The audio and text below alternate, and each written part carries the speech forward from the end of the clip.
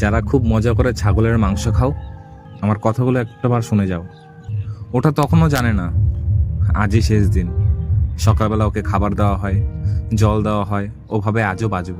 হঠাৎ দড়ি বাঁধা হয় গলায়, ওর চোখে ভয় নেমে আসে। ও বুঝে যায় আজ মানুষগুলো আলাদা। ওর শরীর কাঁপে, শ্বাস ছোট হয়ে আসে, হৃদয়টা যেন বুক ফুঁড়ে বেরিয়ে যেতে চায়। ও ছুটতে চায়, কিন্তু দড়ি টান দেয়। ও মাকে খোঁজে, শেষবারের মতো একটু আদর চায়। ও কথা বলতে পারে না, তাই কেউ শোনে না ওর নীরব কান্না। ওর চোখে তখন একটাই প্রশ্ন, আমি তো কাউকে কষ্ট দেইনি, তবু কেন?